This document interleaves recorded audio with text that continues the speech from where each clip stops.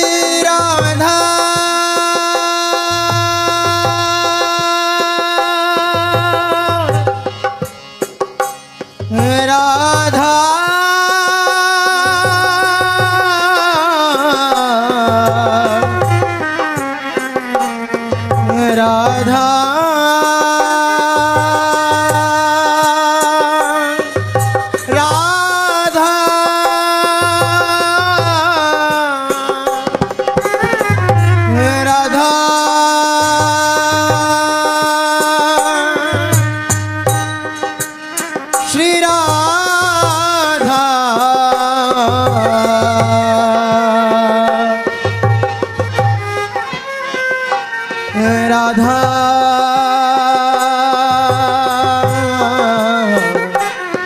Radha Radha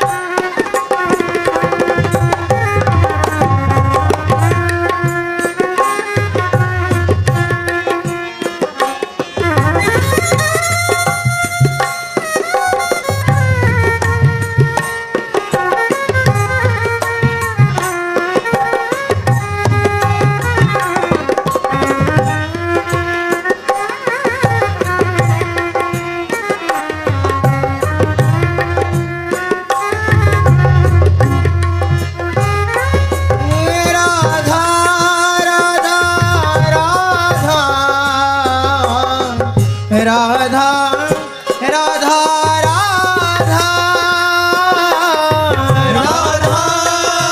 Radha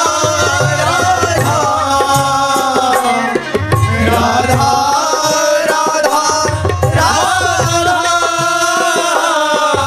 Radha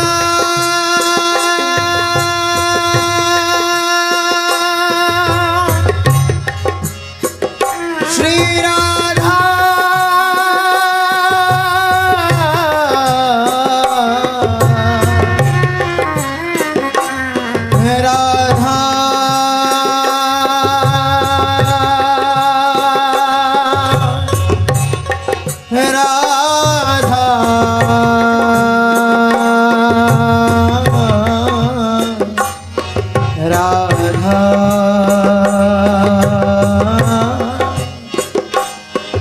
Radha